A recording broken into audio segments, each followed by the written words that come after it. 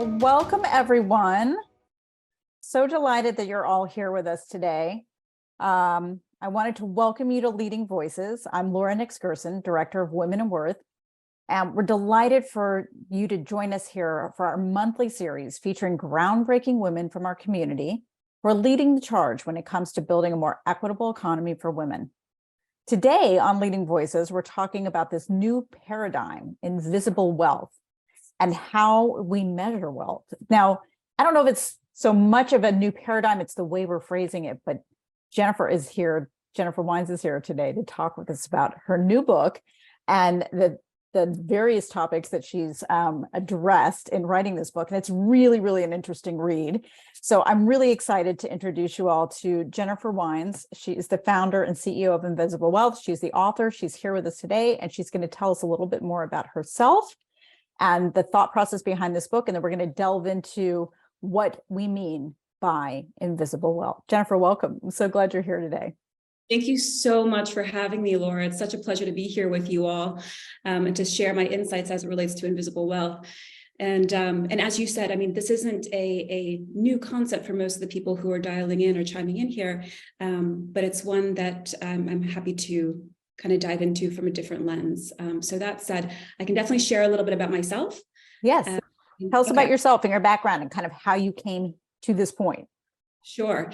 So it was in retrospect, it makes a lot of sense. During the time, it didn't make any sense. So rewind the tape a little bit. Originally from Mexico, moved 10 times by the age of 20. So quite familiar and embracing of change. And then ultimately went to undergrad and law school in Boston, Massachusetts, where I took the Massachusetts bar. And as I was waiting for my bar results, this was back in 2010, I was applying to legal jobs, non-legal jobs. You know, we were just on the heels of the Great Recession. So the employment prospects were nil, particularly in the legal realm. So I was applying to like legal jobs, non-legal jobs, and ultimately got the opportunity to join Goldman Sachs in their wealth management group. And so I literally joined Goldman, I think it was October 25th. I got my bar results, you know, within a few days later. And I passed, although stayed in the world of wealth management ever since then, which is where I've spent my career for over a decade. I was at Goldman, JPMorgan, and most recently at Fidelity Private Wealth Management. And it's been an interesting ride, right? So I've been squarely in this arena of wealth for over a decade. Of course, contributes to my viewpoint as it relates to the new wealth paradigm. So in what kind of clients were you working with in wealth management? Men, women, you know, are these like self-made individuals, or was it family wealth? I'm just kind of getting a little bit of perspective of the types of individuals you were advising on investing in wealth management.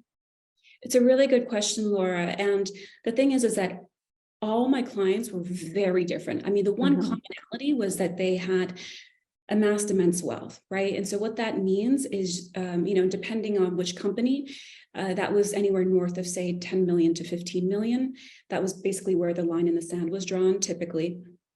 And so, of course, these individuals have been very successful, or, you know, their family has wealth that has transferred on over to them, but, you know, are people who have made their own money. But basically, it was a potpourri of clients in the sense that there were different ages, demographics, ways in which people have acquired their money.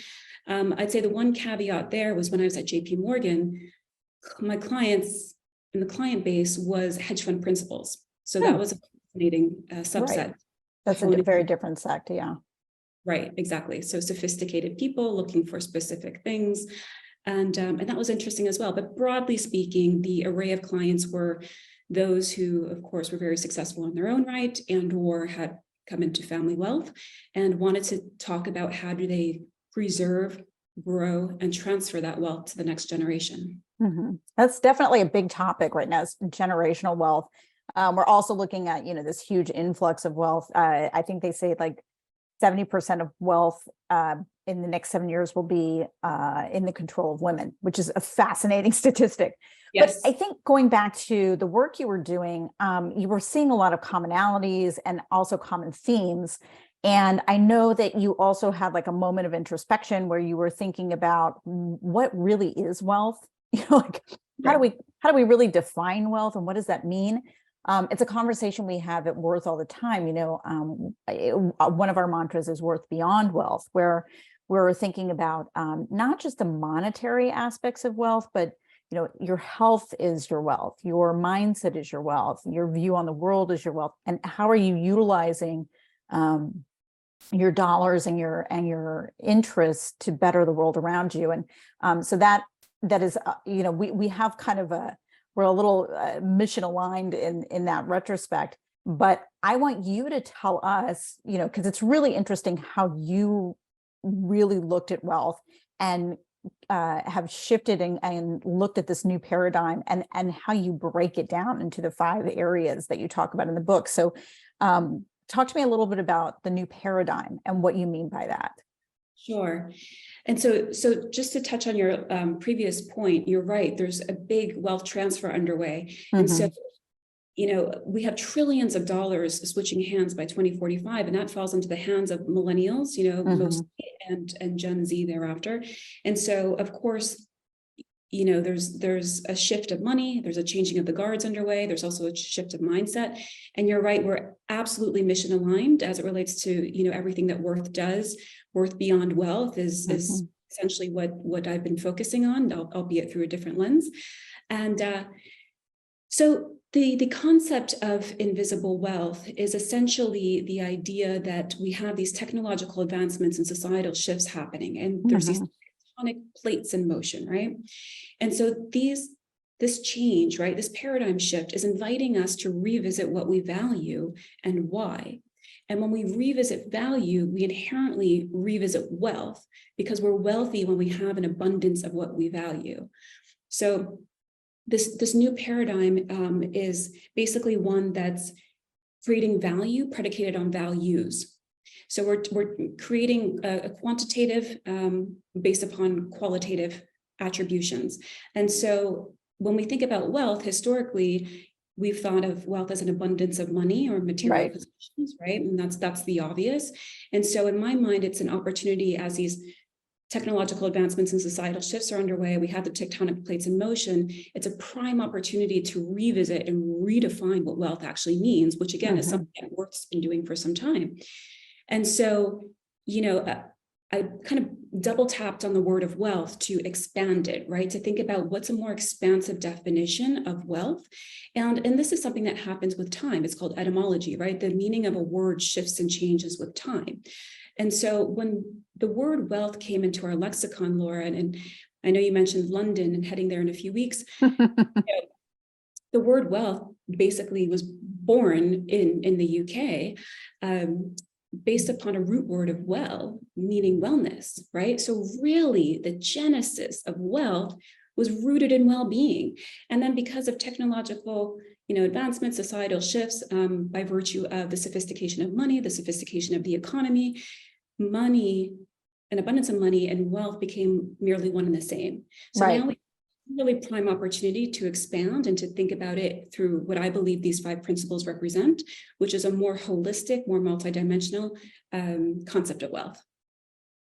Right. And I think that's a really good way to look at it too, right? Is it not just money? Well, it's really interesting in your first when you're first diving into it in the book, you were talking about how money started and what it really represents, and how it was made. And really, when you're holding a dollar bill in your hand, which I don't think any of us do anymore, or writing a check, is just a representation of the wealth, right? Which I think is so interesting. So talk to me about the 5 areas that you break it down in the book. Let's start by exploring money and investment. I mean, that's obviously, when we think of the word wealth, most of us immediately go to a monetary value of that word. So how are you defining that within your paradigm? Sure. So these 5 principles, which you're right, starts with the first one being money and investment, a wealth of money and investment. I'll mention at the onset here is that I do weave in this concept or theme of intangibility or invisibility, meaning that we're placing a premium or placing value on things that we can't hold in our hand, like the dollar bill that neither of us have held on to for a very long time, I'm sure.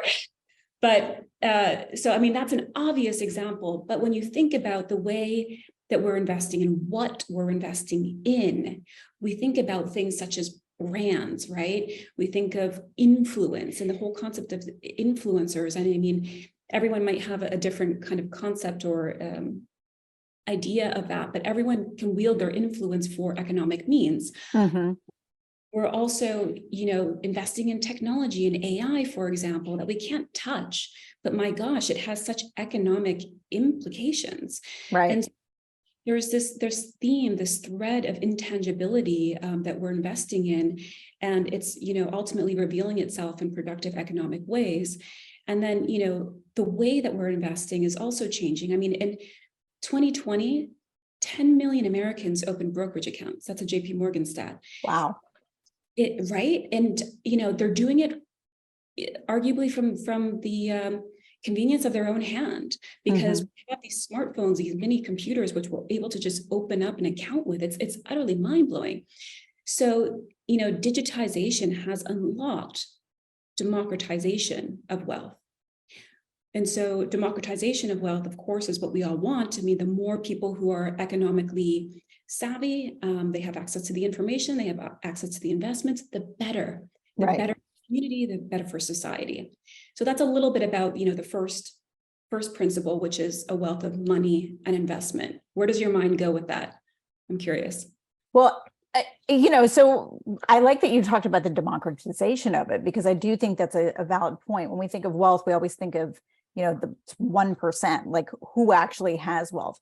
But I like how you're shifting that paradigm, and we're looking at it from a different perspective, because we all have wealth in our life. And, what does that mean to us personally? So beyond the money, the second thing that you delve into is health and quality of life. And what is the wealth that we have when it comes to those things as well? We talk a lot. In fact, our last issue at Worth was really all about health and well-being. And, we talk a lot about health and the value of health at Worth, and how important our health is to us. If you're not healthy, you don't have wealth. Right? Like it's not just your physical well-being either, it's your mental well-being. And I think we're all trying to invest more in that moving into the future. And then, there's the financial piece of it too, which is fascinating, and all of the dollars being poured into advancements in health and wealth, wellness and well-being. So I don't know. I mean, talk a little bit about that aspect of what you mean in the new paradigm when it comes to health and quality of life. Sure. So you're right. I mean, health is critically important. It's critically important for making money, for using your money, right, to do wonderful things like traveling. But also, it's fascinating to me, and one example that I like to bring up, because I think it's really compelling and indicative of the theme of the book, is how technology is unlocking or bringing visibility to the invisible markers of health. So what do I mean by that? Well, for example, just yesterday I was on a friend, she's launching a startup and was looking to fundraise, and she has all these people come and, aggregate and discuss the opportunity set. And I saw so many Aura rings like swimming around that ecosystem, because everyone is so curious. They want to know what's going on inside of their body. Right. And the Aura ring is able to bring visibility to the invisible attributes or metrics of your body. Why is that important? Well, because we can start to see trends, we can start to see themes, and we're able to pivot our day-to-day, our quality of life, to optimize our health and to optimize our quality of life, to make more money or spend the money that we make in productive, interesting ways. And so it's fascinating to see how technology is really allowing us the visibility into health in ways that haven't been accessible in times past. And that's a lot, the longevity market is a huge one right now. Huge market. Huge. The quality of care as we age is a huge aspect. Venture is really taking a deep dive in that as well. Well, it's interesting you talked about the people in the room, and they were all wearing Aura rings, because the third thing that you talk about in your book is knowledge, status, and influence.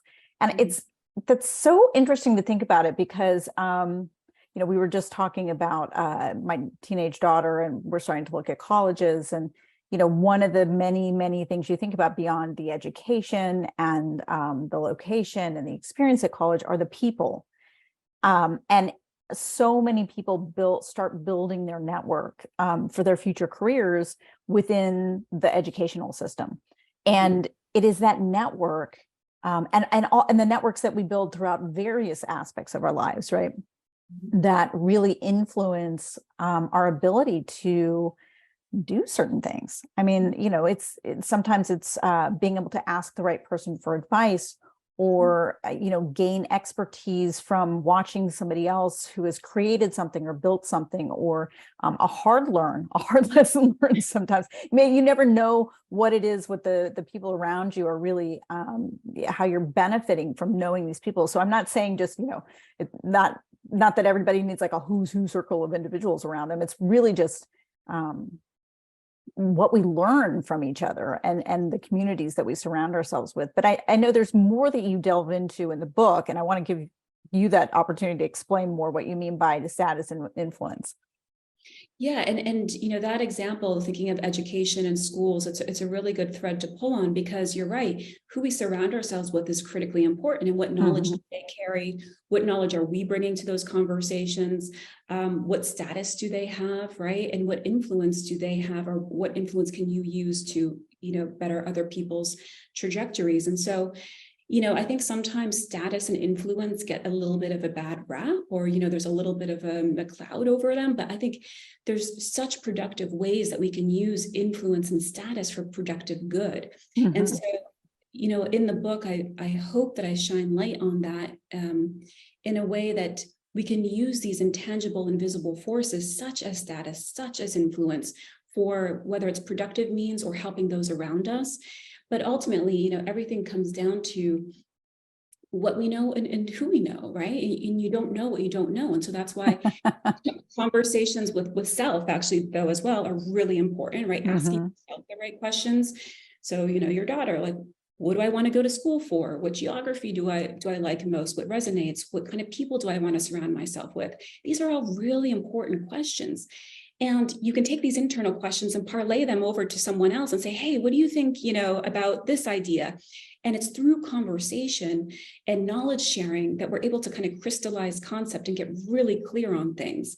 And without that kind of ping-ponging of ideas, we're left a bit stagnant and we're not really engaged in the game. So, knowledge is productive, of course, for making money. It's productive for making decisions that support making money, right? So while knowledge, status, and influence can be a bit of this, ephemeral ideas, but ultimately they distill down and impact your economic livelihood. So that's why they're really important and changing with time, because I'll make one other point on this principle here, but we have so much information at our disposal, like coming to us through our phones every single day. It's absolutely insane. And we need to know what filters we're operating through in terms of what's coming in, what we're internalizing, how we're crystallizing the information into knowledge, right? Because ultimately we take the information, we couple it with our experience and intuition, and that's what creates knowledge. And so we also see a knowledge economy, right? So case in point, perhaps someone learns something from this conversation, they gain some type of knowledge from it. That's great. That's the intention. And so, knowledge, status, influence surround us in different shapes and forms. And I think they're all very productive means with economic implications. I agree. And, I like the way that you put it and the way that we're looking at it from a wealth perspective. I think that's so important. So the next piece that you talk about that is also really important is time, energy, and experiences. When we're measuring wealth, when we're thinking about what we have that's of value, our time and our energy and who we're interrelating with and how we're applying our time and energy is so crucial, right? Like, we don't want to spin our wheels. Like, every minute is valuable. But Jennifer, expand on that a little bit for me as well. Sure. So, I think that's in my mind, time is the most valuable resource we have, because you don't know how much you're going to get. You could figure out how much money you're going to make, or you can optimize that and play with it. But you never know how much time you're going to have. And the quality of your time is critically important. And I think that this becomes more apparent with time, for better or for worse. And, through client conversations, Laura, oftentimes it was about the money, yes, but it was more so, how can I do what I want with my time, right? Mm-hmm. And that was the undercurrent that oftentimes permeated these conversations, and rightly so. And so, I think that technology, going back to technological advancements and societal shifts, technology has really enabled us to optimize our time in ways that were otherwise not available. Case in point, here we are having this conversation. You're on the West Coast, I'm on the East Coast, and able to do this seamlessly. Right. And so, that saves us time. The Uber app arguably saves us time from standing on the side of a corner, hailing our arm in the air, right? Like, think about the inefficiency of that in retrospect. It's like, wow, that's absolutely insane. So we have the luxury of technology that enables us to optimize our time. And with this time then becomes the question, well, what are you doing with it? Right. And using it to optimize your energy, that kind of ties back into the health aspect, and perhaps even to making money aspect. But how are you using your energy? And of course, experiences, right? Which are really provide the richness and dimension to life that nothing else really can. So, and I talk about in the book, the mundane experiences, right? Just your typical making your coffee, and how those are critically important relative to your vacations as well, because the juxtaposition is what's really important to help keep things in perspective. Yeah, and I agree. It's like utilizing your time for the greatest efficiency, really being purposeful about how you're doing things and why you're doing things, what your commitments are, the power of the word no. Right. Yeah. That's a good one. Right. It really, truly, like, sometimes, like, you want to say yes to everything, but you really can't. How much can you really do? And, maximizing those opportunities. But I think that comes back to yourself too, and your relationship with yourself and with others, and how you're interacting. I like that this is your fifth principle, and I think it's really interesting. So will you expand on that for us a bit? Sure. The relationship with self and others I agree with you, it is an important one. And within that chapter, I sprinkle in the power of questions. Right.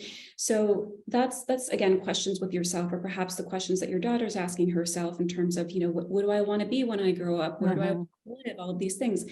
And it's really the questions are vehicles that unlock, insights. And when we ask ourselves questions, we're able to get to know ourselves better. And it comes down to the Greek maxim, know thyself, right? And that's been around for a while for a reason. Really important to know yourself so that you can stay within alignment. I mean, God, when I left Fidelity last April, I had to ask myself, what do I want to do and why? And recognize why that changed. And those were internal questions that no one outside could really help me with. And so I think this relationship with self, by virtue of asking yourself, the tough questions and sitting with it, is really important. And that ultimately maps onto the relationships you have with others. So the crystallized concept of self is more productive when you're talking with other people, because you know what to ask for, you know what you want, you know where you stand with certain issues. Also being open to iterating on that, right, through conversation, or taking other people's insights into consideration. And then, relationships with others. This was so important. It became front and center, glaringly obvious during the pandemic. We missed people. Like, we're social beings. We want to connect. It's just inherent in our nature. And so I'd be remiss not to mention the fact that, connecting with other people is absolutely a richness to our life. And we also need that, we need mentors, we need teachers, we need coworkers, we need to ask people how to progress in the professional arena as well as the personal arena. So I think it's really important for self-actualization, individual level, and then helping others kind of self-actualize too. And we're always kind of being a mirror to one another, which is kind of cool. Oh, so interesting. So to get to this whole place and to really, determine these 5 principles and think about the new paradigm, you developed a personal wealth algorithm for people to use that helps them define their wealth, like where it falls within all of these ranges. What is exactly involved in this algorithm? I'm just really curious. Yeah, so it's an algorithm because it's a set of instructions. It's 3 instructions. And basically, the reader will walk through the 3 instructions, and the main tools, if you will, for the algorithm relate to the 5 principles that we just discussed, as well as personal values. And so what the personal wealth algorithm does is it takes this abstraction that we've just talked about it and given it an outlet for action. So we're taking this abstraction of invisible wealth, the concept, the 5 principles, and how do we make that personal to the reader and actionable to the reader? So it's figuring out which of the 5 personal wealth, 5 invisible wealth principles take primacy at a point in time in one's life. It could be that it's money and investment, and that's the default, right? When we think about wealth, we're like, okay, let's make the money, let's invest the money, more. But then there becomes a time where that changes, right? And we optimize or want to prioritize, for example, time, energy, and experiences. And so this algorithm helps one to figure out what principle they're solving for at a point in time in their life. And it's the way it's designed, it's super personal and hopefully helps people to kind of think through their concept of wealth. So it fits snugly with their goals and their values versus this forced, canned narrative that like, wealth is only money, like go work until, you have no time, no energy, no relationships, and no experiences under your belt. Like that's antiquated. And so, go ahead.